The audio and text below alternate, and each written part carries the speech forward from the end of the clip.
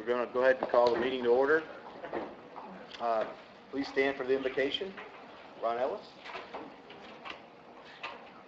Let us pray.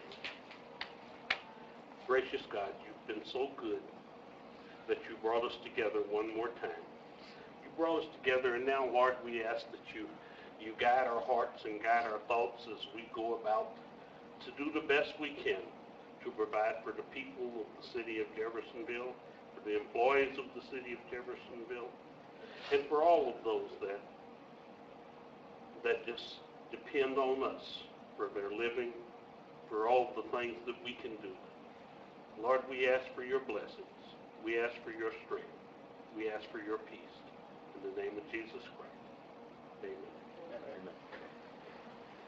I pledge allegiance to the flag of the United States of America and to the republic for which it stands, one nation, under God, indivisible, with liberty and justice for all.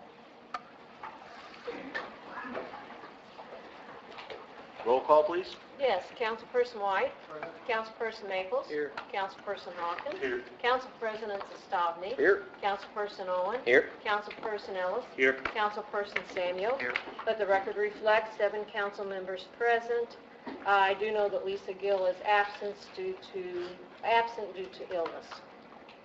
And so is the mayor, the city's attorney, Les Merkley. He's sick as well. There's the flu. Callie said that she would be just a few minutes behind. All right. With that, minutes to be approved. Workshop of February 19th. Motion to approve. We have a motion and second to approve the minutes of February 19th. All those in favor signify by saying aye. Aye. Opposed? Next up, we have the minutes for the regular meeting of February 19th as well. Second. We have a motion and second to approve the minutes of the 19th. All those in favor signify by saying aye. Aye. Opposed? Approval of the agenda. Second. We have a motion and second to approve the agenda as submitted. All those in favor signify by saying aye. Aye. Opposed? Claims to be approved. I think Vicki has a hand carried for tonight on the Civil City claims. Yes, I have a hand-carried claim for $8,906. That's for the dues for AIM for 2019. We were short in that line item. Again, during the budget process, there was not taken into that we were going to have an increase in our dues. We do every year. They were stayed the same for the past 2 under our budget item. And we had to transfer $372.39 out of special projects in order to make up our dues, enough to pay our dues. I did contact the president and the vice president to get permission to do this, so we could have the claim in, because evidently the claim came in January. She just got it. She don't know who gave it to her, and she brought it down to me. And I mean, she just received it too, so it's been floating around since 1st January. So the new total for Civil City claims is $1,212,222.84.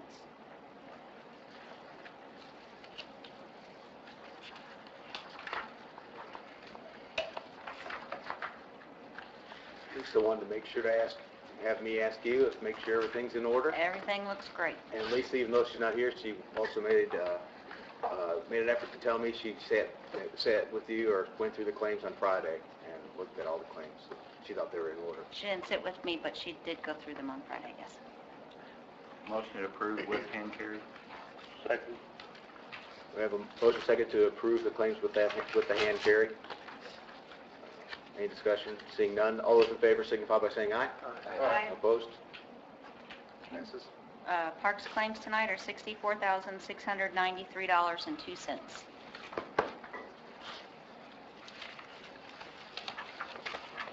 Motion to approve.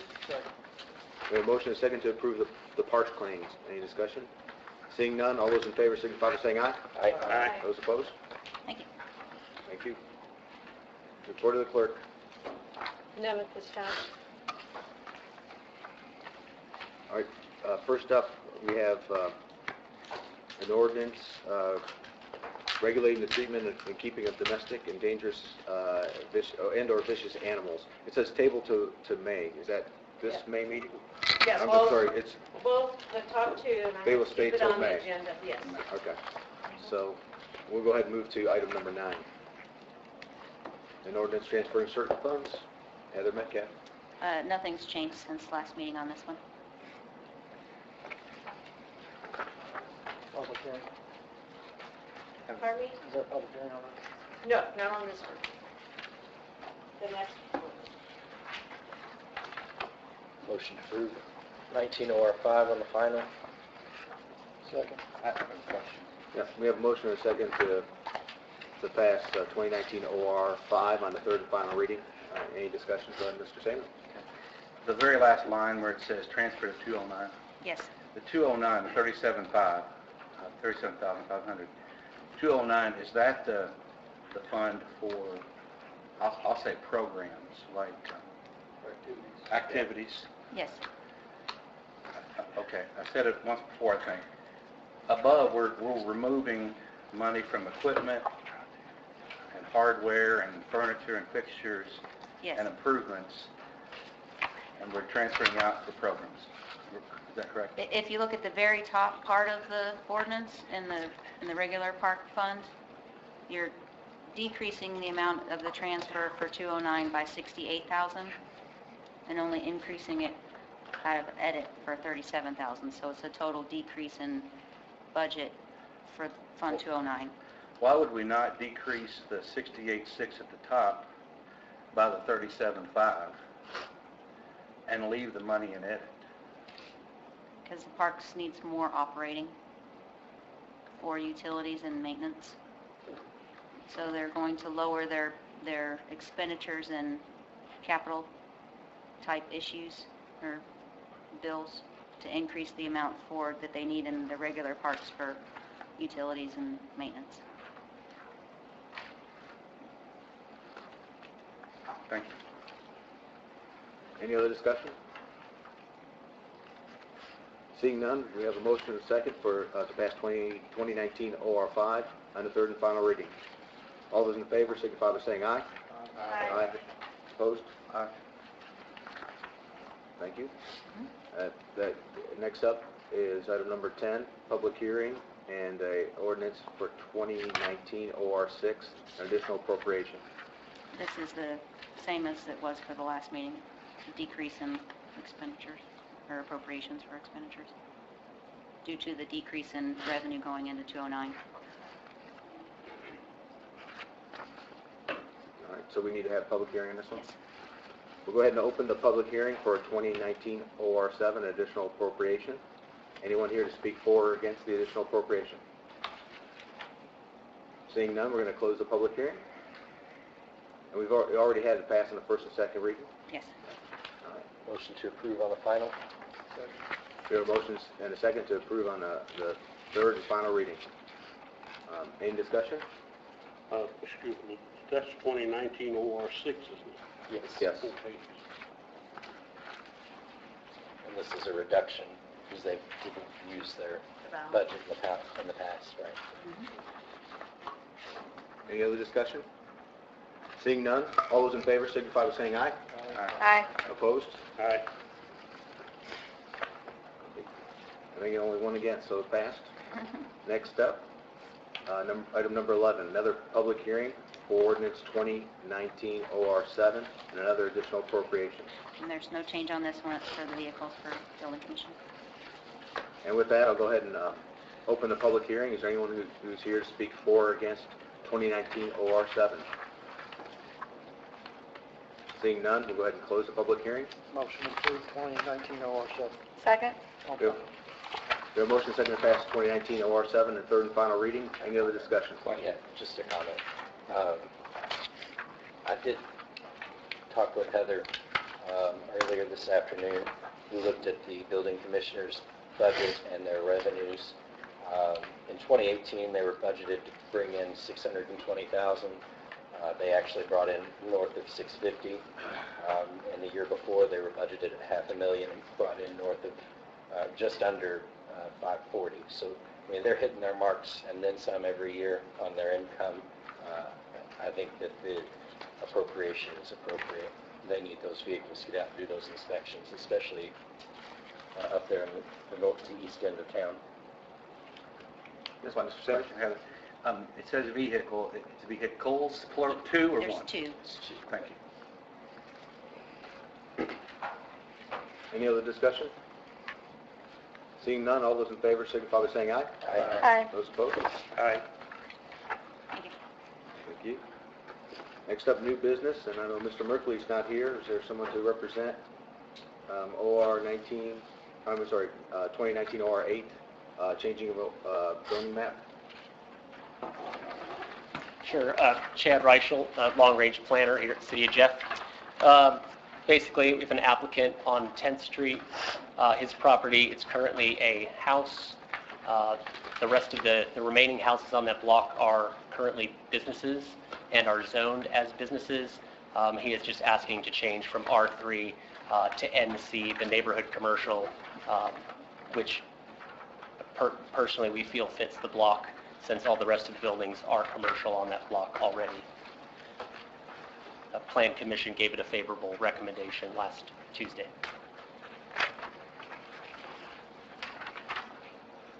All right, with that, it's a public hearing, so I'll go ahead and open the public hearing. Is there anyone here to speak for or against 2019 OR 8, a zoning change? Seeing none, we'll go ahead and close public comments. I got one question. So under the NC district it's in, it says that we should strive to exclude businesses from the NC district that are not family-oriented or that have an adverse effect on the existing adjacent neighborhoods. Would you say the rest of the block is zoned that? Would all those be the businesses that are ran that are zoned there? Would you say that that is an appropriate description of what currently is there? Yes, I would. Motion to approve 2019 OR 8. Second? We have a motion and a second to pass 2019 OR 8. Any other discussion? Seeing none, all those in favor signify by saying aye. Aye. Those opposed? Passes.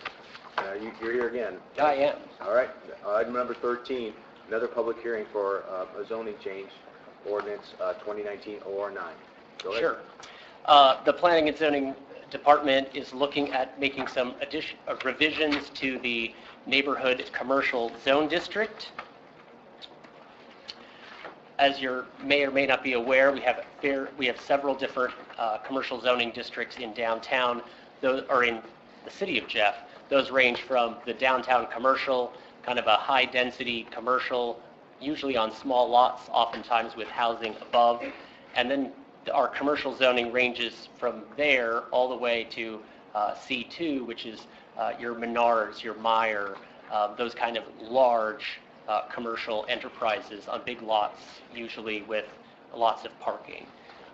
Somewhere in between those two, we have C1, which is sort of smaller scale commercial.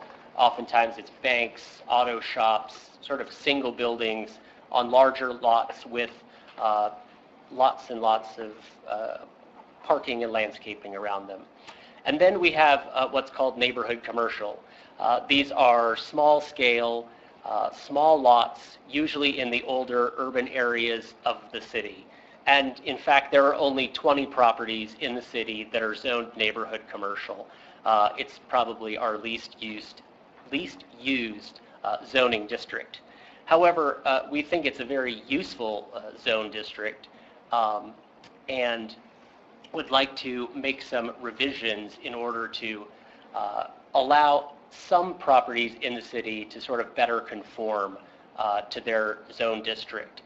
One of the issues we see, especially along Spring Street in the Claysburg neighborhood and along 10th Street here between us and Main Street, is that these small buildings are actually zoned in such a way that it would allow a Menards or a large bank if the lot was big enough, or if you purchased enough lots. we like this idea of these small-scale commercial enterprises on these arterial streets that are near downtown, and we would sort of like to fix that issue. So here is a map showing the areas that we're specifically looking at. You can see the 10th Street corridor and the Spring Street corridor there in Claysburg. What we would like to do is to allow these commercial uses, which are currently zoned for Walmarts and Walgreens and these larger commercial enterprises, to rezone their property for free to the neighborhood commercial zone district, which is much more suitable to their small lots. These are mostly small homes that have been converted to business, don't have the parking and the landscaping and the space that's required under the C2 and C1 zone districts that they are in. So before we do that, however, we did a survey of the buildings and the businesses that are in those two corridors and wanted to make sure that we revised the NC zoning classification to meet and match those uses that are in those two corridors. So we changed a few little things. We kind of revised the district intent just to make it a little clearer that we're looking to only use this zone district for small existing lots that are in the older parts of the city and along major road corridors. Then we changed some of the permitted uses. We added some additional uses to accommodate uses that are in the 10th Street and Spring Street corridors already. Most of those categories of businesses that we allowed are also allowed in our downtown commercial, so it really isn't a huge difference in some ways between the downtown commercial and the neighborhood commercial. It's mostly a matter of scale now. And then we've changed a couple things in the development standards to sort of make this a commercial equivalent of R3, which is our Old Town residential district.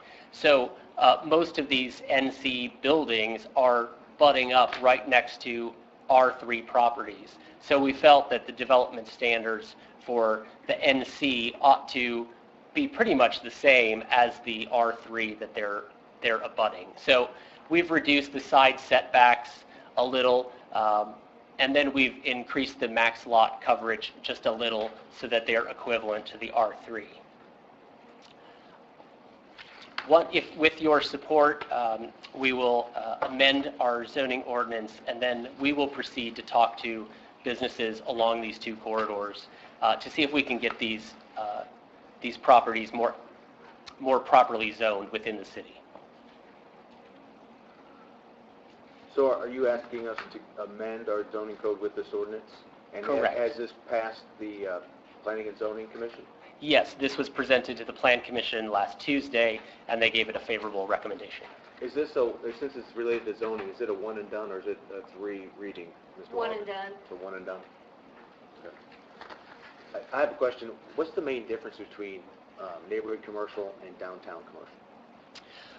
The main difference is really an issue of setbacks. In the downtown commercial, you're allowed a 0-foot setback. So you can build your building from lot line to lot line. And if we go back to, I think the presentation got a little, there we go. If you go back to my picture of, which I took on Spring Street of the DC, there you see, these buildings that are stacked next to each other. It's a very historic zoning type, if you will. In the neighborhood commercial, there are setbacks so that buildings don't touch each other. There's more allowance for open space on the property. For instance, in the downtown, it's a minimum of 80% lot coverage. In the NC, it's a maximum of 75. I have a question related to the meeting also. Did anybody speak against it or bring up any issues that were negative towards these changes? No, and what's What's actually, I think, very convenient, I suppose, in making these changes is, as I said, there's only 20 properties in the city that are zoned NC, so we're really not impacting any of the existing NC properties. We're actually, I mean, in any case, we're making it a little easier for them if they were to come and say, expand their business or their footprint in some way. I believe the what's attached in our packet is actually relating to something different. I was just getting ready to address that with Okay. them. The law department, when they gave me the ordinance and the attachment to Exhibit A, their Exhibit A is from last meeting on the child care centers. Uh-oh. So I will need a new Exhibit A to put with this. Okay. Which I know the existing NC district is in the previous ordinance that we just passed, but I didn't know, I was curious what the specific additions were. I don't know if you talked about additional permitted uses. Yes. What might some of those things be, just so I more. So we added things like restaurant, pet care and grooming, shoe repair, tailor. We added things like contractors' offices. There are a few along 10th Street and in Spring Street. Some of the, I mean, general offices for real estate, for title, for travel. Added a few classifications for small boutique sort of apparel shops, fabric, gifts, those kind of things. Okay. Great, thank you. Larry, is this something that has to be voted on tonight because it was approved at their last plan meeting? I'm not going to be able to vote in favor of it without having the language in front of us. I didn't understand it when it came through. I thought we were talking about much less. I'm not saying I'm against changing the neighborhood commercial zoning, but when I looked through it, I thought we were talking about something, a much smaller change. I'd rather see the language before I vote in favor of it. So do Can you I want a still- motion to table it, or? Before you do that, can I still have the public hearing? Get that out of the way? Because we've advertised for it, let's go ahead. So I'm going to go ahead and we'll have a discussion afterwards and see what kind of action the council takes. But with that, I'm going to go ahead and open the public hearing related to 2019 OR 9, regarding the change in zoning ordinance. Anyone here to speak for or against that? Seeing none, we're going to go ahead and close the public hearing, and with that, entertain any kind of motions or action on behalf of the council.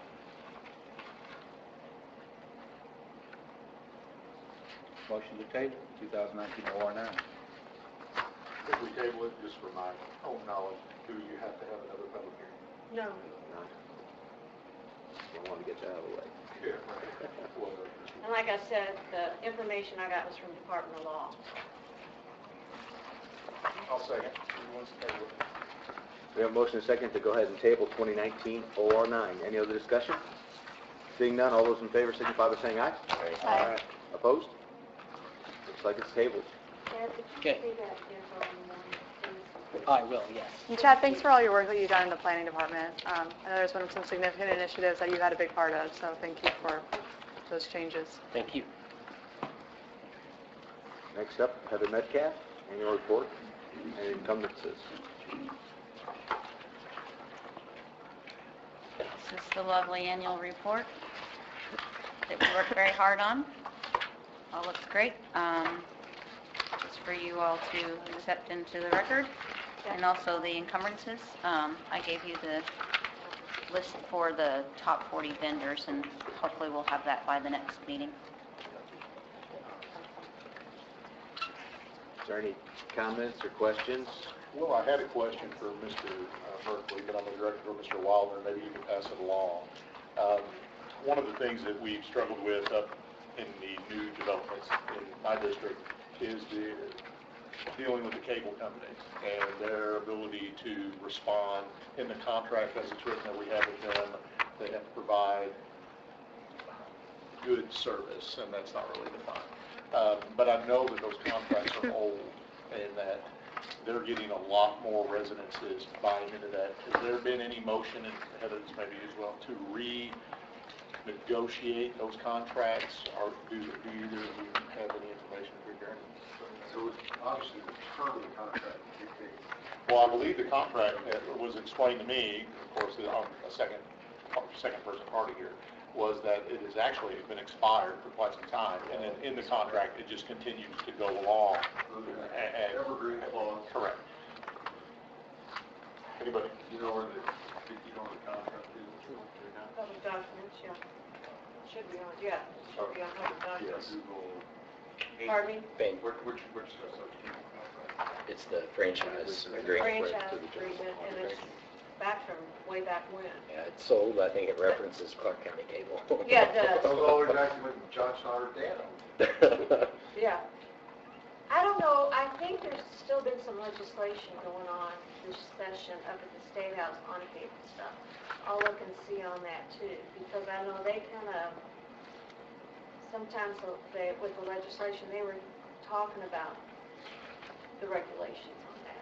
And I'll see, because I know there was a bill last year. I think there's something this year on it also. Well, and I bring it up because when I look Yeah. through your financial report, that's a substantial amount of money. Sure. And I believe when they wrote that, we're much more substantial now than what that substantial amount of money should be. So, when you have so few numbers of revenue streams, I think it's our duty to squeeze every penny out of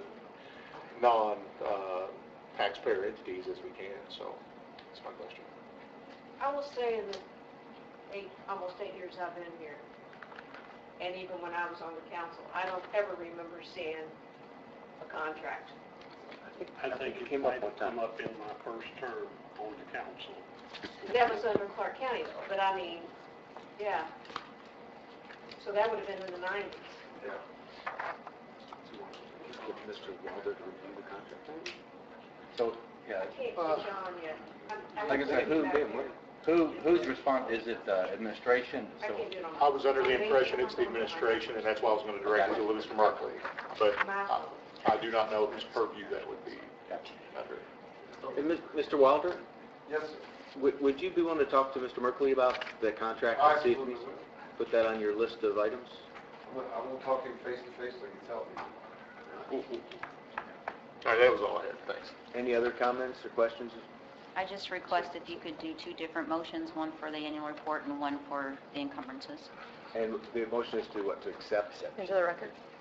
Make the motion for the annual report. Second? We have a motion and a second to accept the annual report. All those in favor signify by saying aye. Aye. Those opposed? Next up, the encumbrances. Motion to accept. Second? We have a motion and second to accept the encumbrances. Any other discussion? Seeing none, all those in favor signify by saying aye. Aye. Opposed? Thank you. Thank you for all your hard work, Heather. Thank you. I can see the relief from your end. Yes, it's a lot of work. She's not done with her hard work. No, I'm still here. Still there. It is the You're Heather next Metcalf up. Show, yay. Item number 15, an all ordinance of these transferring have certain nothing to do with me. funds. Yes, this is for, now the board members are being paid for board stipends for public arts. A couple of them are employees, so we would need to pay Social Security and interest on it. This is number 10, this is ordinance Yes, 10. sir. Motion to approve 19 OR 10 on the first and second. Second? Have a motion and a second to pass 2019 OR 10 on first and second reading. Any other discussion? Seeing none, all those in favor signify by saying aye. Aye. Opposed? Passes. Thank you. Ms. Metcalf, you're still here. Yeah. Number 16, This, additional appropriation. both of these are appropriating the cash that already is in those two funds. Motion to approve 19 OR 11 on the first and second. So this cash that's in these funds has already been appropriated. Not been prior to this? appropriated. Well, the Spring Street one was appropriated last year, but the contract was not let out at that time, so the appropriation doesn't stay unless we had a contract signed. So this is just reappropriating the same cash. From the respective non-reverting funds. Yes. And so that's the amount of the bid that came. I know they just did That's the amount of cash that's in that fund, yeah. And is that the same for the public arts improvements? Yes, Okay. And do we know, did they not just open bids for that? Do we know? they did open, but they haven't approved them yet because they didn't have the funding in place yet. All right, we have a motion and a second to pass 2019 OR 11 on the first and second reading. Any other discussion? Seeing none, all those in favor signify by saying aye. Aye. Those opposed? Aye. Thank you. Thank you. Next up is the appointment of the Parks, the Public Arts Commissioner from the City Council appointment. The previous appointment that we had passed a couple councils meetings back did not work out, so we have a new appointment that I'd like to bring to the table. Her name is Rosie Callahan. I don't know if anyone knows her. She lives on Callaway Drive.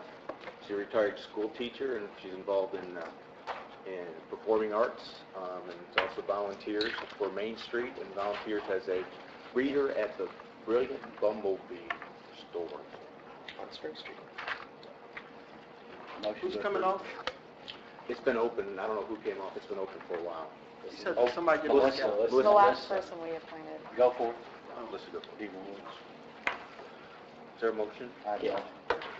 I'll second. We have a motion and a second to appoint Rosie Callahan as our Public Arts Commissioner.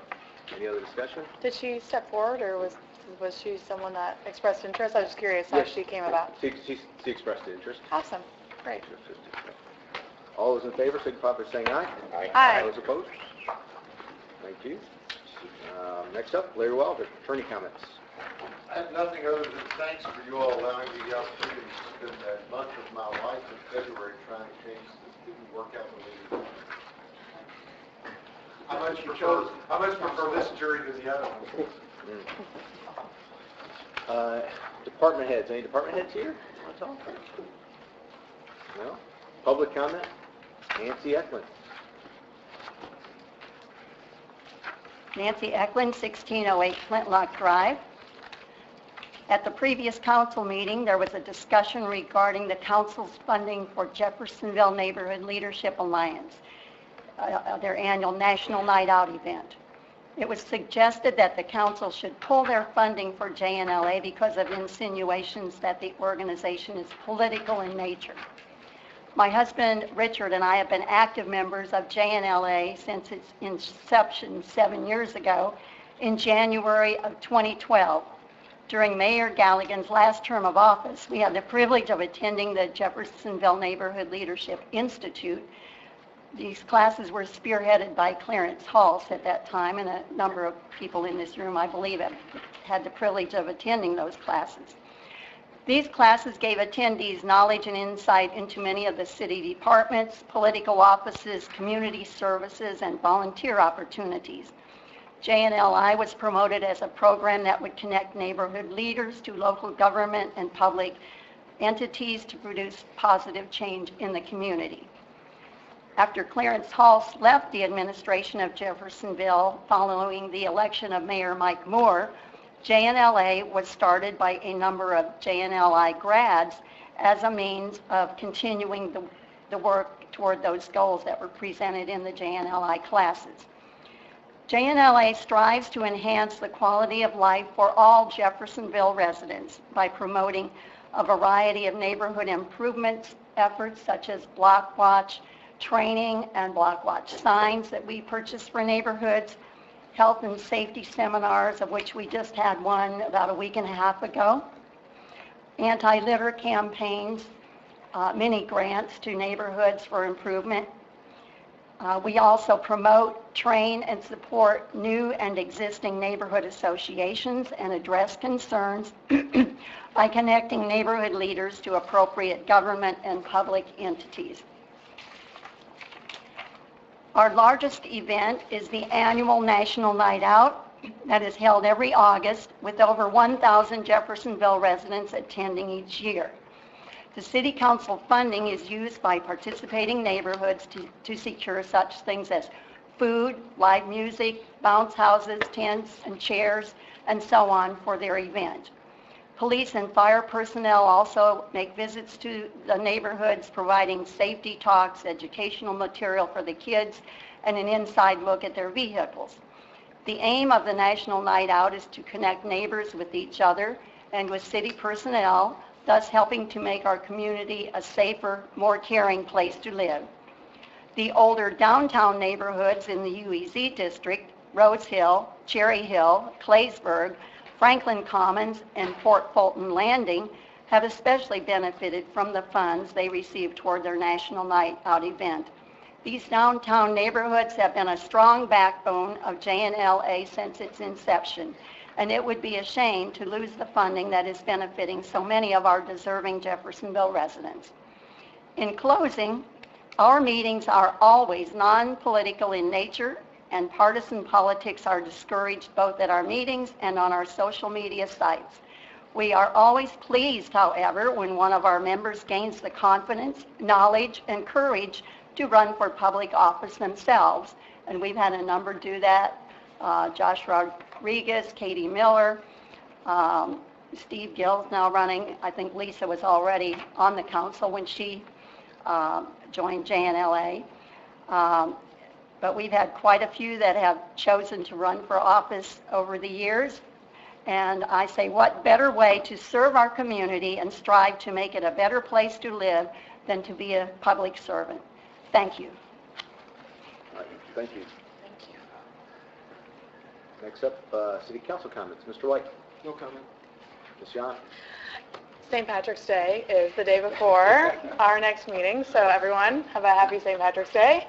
I now feel the pressure ever since Scotty's comment last meeting about how I missed a holiday. So now the pressure's on. I'm going to start bringing random holidays to celebrate each meeting. So happy St. Patrick's Day, and that's all I've got. Thanks. Mr. Maples. Mr. Hawkins. Congratulations to the Jeffersonville Red Devils sectional champion basketball team, and they will be going on to Seymour for the regional to go against, I believe, Bloomington South in the afternoon game on Saturday. So we wish them luck and good job, boys. That's it. Go Big Red. Mr. Owen. I have two quick things that we can spend more time on later. But it was brought to my attention, I'm on the Parks Board, and at the last Parks meeting, the Parks Board is now a paid board because of the council's decision to try to make all of our boards a paid board. But I was asked for information for my stipend for being on the board. Being on redevelopment, I'm not allowed to take a stipend because I'm an elected official. That's a state law. But being on the Parks Board, I was made aware that I could.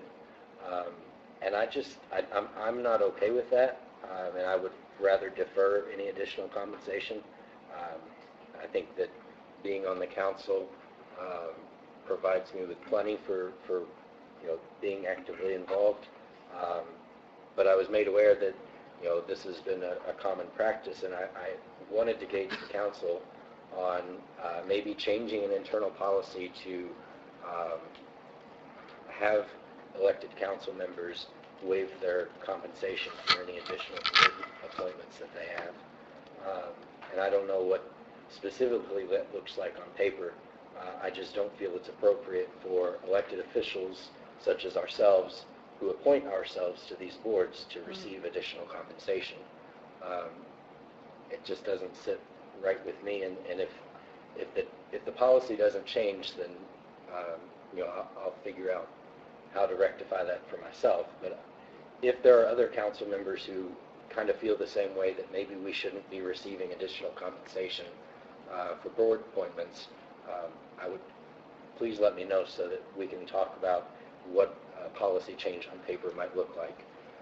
The other thing that I wanted to talk about, I sit down with Heather earlier this afternoon, and we were talking about some numbers as far as health insurance. We know that our health insurance continues to be a more and more expensive line item in the budget, with premiums going up and claims on the rise.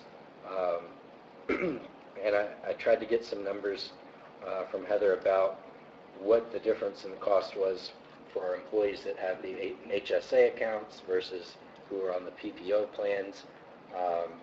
and what that looks like, and what the difference is between our civil employees who are almost non-existent on the HSA accounts versus the PPO, and then our public safety employees who have, in much larger numbers, moved over to the HSA accounts because the council is putting money into those accounts for those employees. So I think maybe we should get a smaller group together to look at those numbers because they're very telling, and really consider if it would be beneficial for us to change our policy for our civilian employees to offer the same or similar benefit that we offer our public safety employees to try to bring the claims down on our health insurance. Do we still have an active insurance committee? We have an insurance committee. There is an insurance committee, and I'm on that board. I'm not aware, when you say active, no, Well, I mean, there I guess hasn't been I- a meeting in probably 3 months. Okay. The reason I said active is I know in the past, we've had some committees that we technically make appointments to, but we say, okay, when something comes up, then we'll meet. So I wasn't sure if it was like a regular set meetings or just kind of as needed. No, it's kind of been as things come up. Our HR director, Kim, your name? Clever. We'll call a meeting, Gotcha. but there hasn't been any issues that really have pushed the need for a meeting, so there hasn't been one for probably 3-4 months. Maybe I should just put the numbers together and then ask maybe to come before that committee. Sure. Okay, no problem. That's all. Mr. Ellis? Yes. I would like to address Mr. Owen's thought about being paid as a Parks Board member. I am one of the members of the Parks Board, but I am not appointed by the council. I happen to have been appointed to the Parks Authority by the mayor, but I do agree with you when it comes down to not taking any funding because I'm being paid as a city councilman to represent the city. I fully agree with you, and I never have taken anything from the Parks Authority, and I never will. As a matter of fact, if there's anyone that's frugal when it comes down to spending and money on the Parks Department, I think I'm probably one of the most frugal persons there. So I will agree with you, and if there's something that we can do to come up with an ordinance or whatever to support that, I'll support you on that. I know Ms. Conlon wants to make a comment. So. Yeah, if I'm not mistaken, Mr. Wilder, that was pretty well left up to each individual council person of whether or not they wanted to take it, because I know when I was on the council, there was boards that I sat on that were paid, and I said, no, I did not want the money. Okay. So I think as long as you opt out and make it on the record that you opt out, Okay. then that way they can check. I think there are certain boards like redevelopment that operate as That's state not. statute. Yes. Yeah, okay. Yeah. Yeah, that was my understanding, state statute, you kind of picked which ones could be paid or not paid. And I know, Yeah, and Ms. Metcalf, It's a Monday. I know I talked to her about this before, and I said, you can't pay an illegal claim, so don't pay people you're not allowed to pay, and I guess the people you can pay, but I think consistency is, I mean, I have the same view as Councilman Ellis and Owen. I also, you know, I get that, leaving it up to, if it's clearly written that it's left up to the decision of that council member, you know, I think having the choice, I can also respect that, but I feel like it is kind of a conflict of interest that you can appoint yourself, you know, or nominate yourself to a board, and then you can just nominate yourself to every board in any position available. So, you know, I think I'd be in favor of a proposed amendment or some clarification around just having a consistent policy across the board. And one thing, it's a stipend. It's travel and mileage. That's the way that some people look at it. It's a stipend for travel and mileage to and from the meeting. That's how it was always explained to me, and that's what State Board of Accounts said, that we could get it considered a stipend, because you got members that sit on the Plan Commission meeting also that can receive a stipend. I never signed that. Yeah, so Mr. Samuel, oh, do you have something else? Yes, I have something else too. I received a phone call from Doug Drake, who is the director of PCS, or Personal Counseling Service in Clarksville, and Doug called to ask if our council would be willing to buy a table at the 60th anniversary of personal counseling service. Now, for those that don't know, personal counseling service serves a number of people here in Jeffersonville. As a matter of fact, I had him send me some numbers, and the numbers that he's had during the time that they have been in operation, they've served 40,539 people from Jeffersonville. And of that 40,000, 25,945 have been children and youth. And I think that it would be good if we could buy a table at their 60th anniversary dinner, which would be representative also of the Samaritan Institute. It's going to be at the Huber's Plantation on August the 15th, and a table for 8 is listed at $1,000. So I would like to make that a motion. That motion that we purchase a table for. A motion and a second to go ahead and buy a table for, what was the event called? It's the 60th anniversary of personal counseling service. All right, with that we have, Is this just going to, do we need to say where we're going, where it's coming from now, or is this something? I think we could take it out of special projects. that's what we've done in the past, Oh, well. special projects. Are they, Sure we got $1,000 in special fund? We do.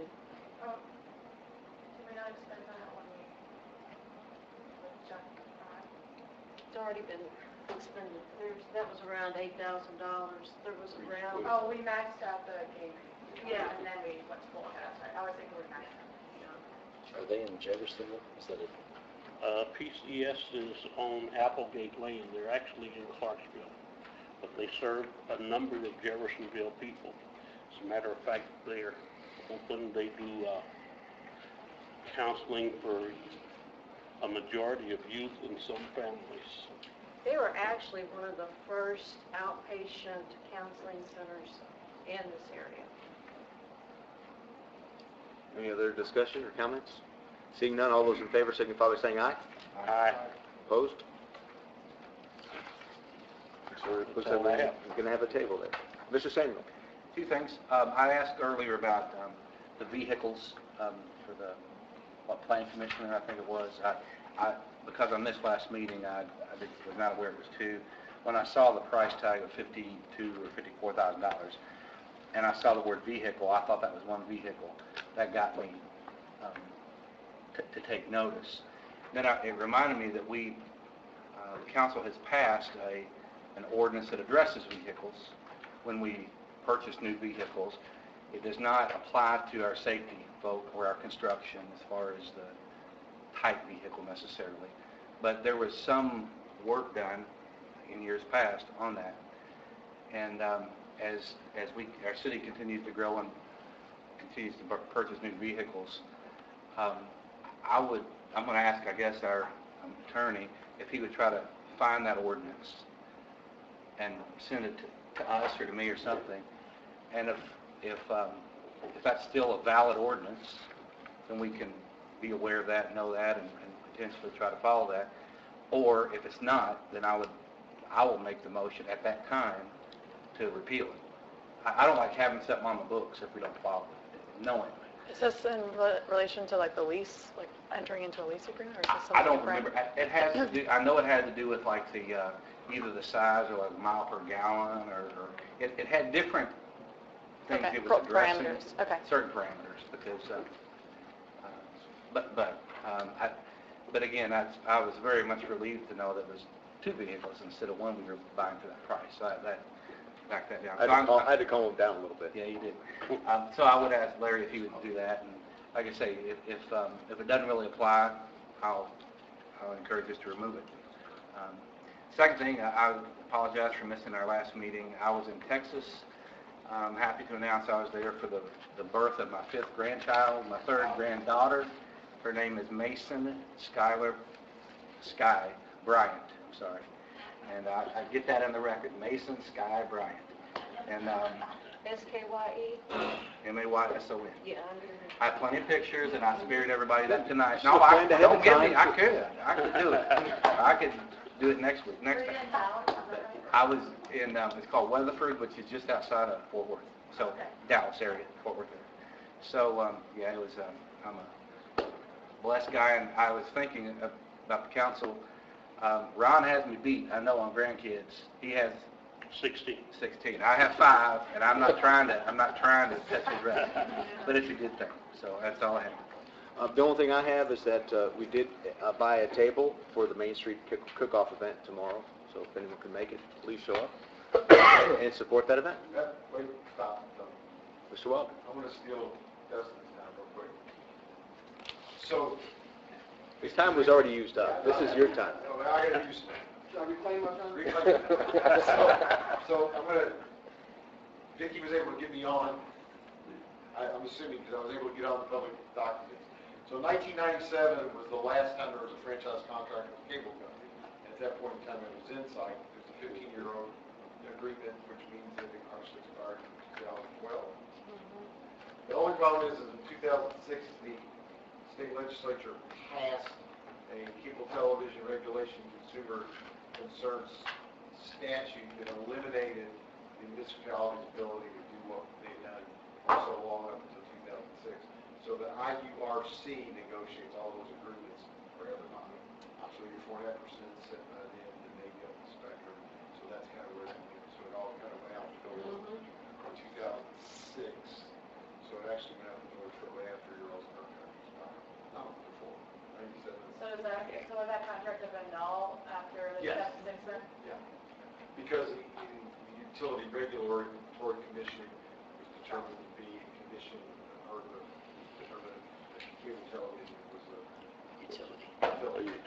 So I guess we need to, somebody confirm that we're getting what we're supposed to be getting. Is that That would be correct? I mean, we assume we are, but we ought to, somebody confirm that. Yeah, probably know the answer. Waiting to get a check So- every June from. They send us a check. There you go. So then does the city, Dollar amount, I don't know Yeah, where right. the backup comes from. And how, as we were saying, how anybody would know how many users there are would be. Right, so that's kind of where, I don't know any of that. And I would bet you there would not be extremely forthcoming with that. so then would the city petition the URC if we felt like they weren't providing an adequate service to, I will outline all the Constituents. provisions. There is, so suddenly, the way I could read in a quick read is that they kicked it into basically the same categories as when you have to deal with any rate changes. In the old days, we always thought of it being, Public Service Indiana had to go get the rate changes. Complaints would go to the IURC regarding electric service, et cetera. And now the cable is a part of that, so I would suggest that probably that's where we gotta go, the IURC, and probably the monthly meeting. so let's say we're building a new subdivision in the east end of the city. And when that subdivision is being built by a private developer, obviously they're running utilities out to these individual houses. How is it different than, how is a cable company different from Duke Energy in getting the power run to the house and the cable run to the house? Absolutely, I think that the question would be to the Utility Regulatory Commission, because they establish necessity for providing electric Right. time frame, how many streetlights you have to have, all of those things kind of emanate out of that administrative agency. Once they took it away from the cities Right. to negotiate, you want to negotiate, they come there everything for you. And you can complain about the service the same way somebody's doing about the service. And that's coming from a city representative, there's a little more weight. And this is the guy that said, No, I I completely get didn't that. have cable for 4 days last week. But Larry, it's just No internet, no cable. it's just not the one cable company we have. We've also got Uverse, AT&T, Virgin. and, which is never, I don't think they've had. Do We they? get You get- 3 different. You get checks from everybody. Some pay on a quarterly basis, some pay Yeah, annually. so I mean, it almost, There are a few. So maybe what I need to do is send a letter to the Indiana Utility Regulatory Commission asking for all the agreements that they've entered into on behalf of the city of Jeffersonville, or all of their universal agreements that they have that are statewide. You like that? Sounds- like the cable company. So, Mr. Wilder, you're going to ask for that information? And your time is done? Can't take it from anybody else? 8 o'clock, we're done. With that? Sure.